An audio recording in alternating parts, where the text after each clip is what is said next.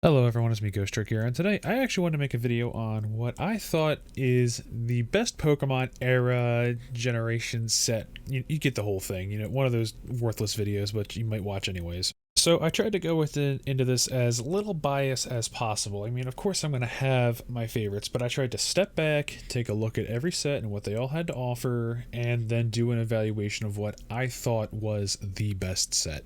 So no, I'm not gonna nostalgia trip into my wizards or my base set Charizard. No, that's not happening here. Sorry, ladies and gentlemen.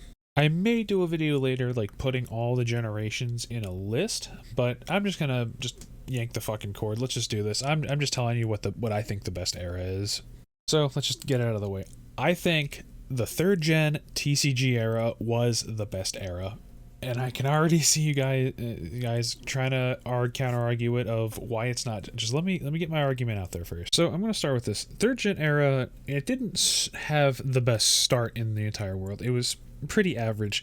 Wizards stopped making the Pokemon cards after the Skyridge set. After that, Pokemon started doing it themselves, and I'm guessing they hired someone else to do the printing. I have no idea. But in typical Pokemon fashion, the card game took a bit of a different turn. They started doing these things called EX cards.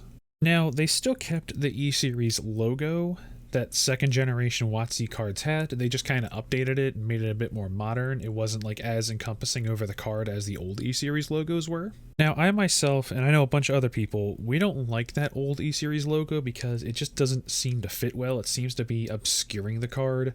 I agree with that. I like the new third gen E-Series logo where it's a lot less obscuring. Now, old EXs were a new concept. They were basically sort of like a slightly stronger version of whatever. So let's say, I had a stage 2 Blastoise regular holo. Well, the EX might outperform that, like a stage 2 Blastoise EX. That could possibly outperform it with an attack, HP, or an ability. EXs, they also still had the same rule as the newer EXs, X and Y, black and white EXs, where if they were knocked out, you would still take 2 prize cards, but the power ceiling or the level creep wasn't as bad back then. The newer uppercase EXs, and that's what I'm going to refer to them as, GXs and V cards, the power creep between those and, baby mods, there is a huge difference that is very obvious. Now, I love these new EXs, more specifically because the art was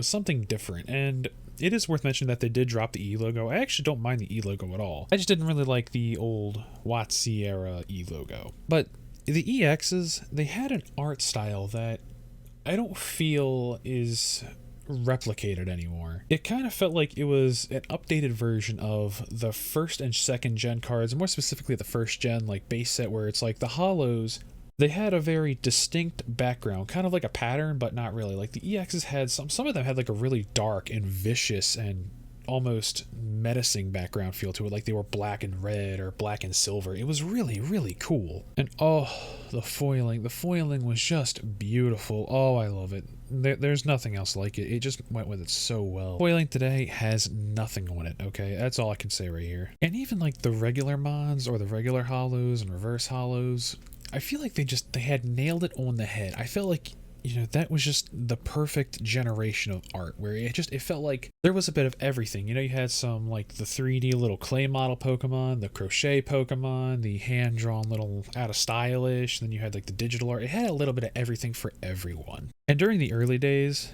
the reverse foils were all the basic mirror foil, but let me tell you, later when it started hitting like, I forget what generation or what set, I think it was EX Deoxys, quote me if I'm wrong here, but I think EX Deoxys, when they really started ramping up the reverse foils, like the reverse foils got so much better. It was either EX Emerald, EX Deoxys something, I'd have to take a look real quick. But EX Deoxys, like, you had the set symbol, you had a unique foil pattern, then like the reverse holo rares, like the holo rare reverse foils. On top of them having the set name, they had like a gold name, and I think the border was even golden. Oh, if the border was golden. I know there is some cards later that I'll get into in a moment, but the names had the holo foil pattern with the set symbol. Oh, it was great. And even the commons had the set symbol too, and they were holo, not reverse holo. They were regular holo with a set symbol. Oh, it was beautiful. If you want to talk about one of the best things Pokemon did for their cards, having the reverse foils be foil with a set symbol in the bottom right of the art. Oh, it was just divine. I loved pulling them as a kid. And then you even had a return to the Team Rocket cards with Dark Pokemon, and oh, the Dark Pokemon have some of the best EX artwork out there. All the EXs have fantastic artwork, but the Dark Team Rockets Pokemon cards, oh my gosh, let me tell you. EX Team Rocket cards, the holo rares, and I think the rares have orange Team Rocket colored logo, and the commons and uncommons have the white Team Rocket logo. It's just spectacular. And Fire Red Leaf Green, not only do they have fantastic EXs, okay, like the reverse holos, again, they're with the reverse holos. The holo rares have a little Pokeball symbol and a little pattern with like the sets, Pokemon typings. It's just fantastic. They went above and beyond. It was just so beautiful. You'll never get that kind of artwork again. And then another thing they did with EX Team Rocket, that was the set, and you know what I'm going to say. They introduced Gold Star Pokemon, one of the most highly sought after collectible Pokemon things in the TCG. Don't get me wrong, I like collectibles, I like the secret rares, I love black and white secret rares, X and Y secret rares, the GX secret rare era.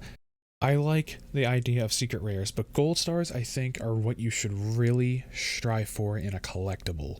Shiny Pokemon back then were a sought after thing, because back then, shiny Pokemon were kind of like a playground myth, and it was a prestige, it was an amazing thing to have a shiny Pokemon, and the odds of pulling one back then were 1 in 72 packs, so it was incredibly special to have one. And the Gold Star selection was just fantastic. I wish they did a Jirachi, because I love Jirachi. Jirachi's my favorite mythical. I really wish they had a Gold Star Jirachi, but I'm not knocking their selection. And lastly, because I want to touch on this too, Pokemon introduced my favorite mechanic, or whatever you want to call it, theme, gimmick, I don't care what you call it, Delta Species Pokemon. It is my favorite thing they have ever done. Delta Species is such a basic, but such a fun idea of just swapping Pokemon's types around, but them keeping their weaknesses. It's something I really hope one day they implement into the games and bring back to the TCG. Delta Species Pokemon had very unique artwork, and so did the EXs. The EXs especially definitely had some unique artwork. You had a shiny Charizard that was dark type. The entire card was black, and you can't tell me how edgy and cool that is.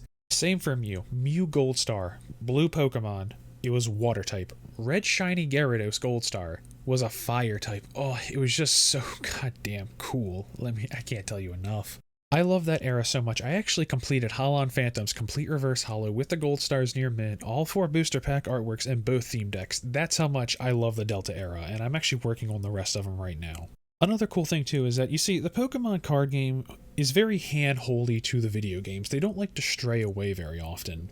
The Delta era did its own thing. It took place in its own region called the Holon region. It had its kind of own little lore and secrets to it. It was just very unique, and it's not explored like that anymore.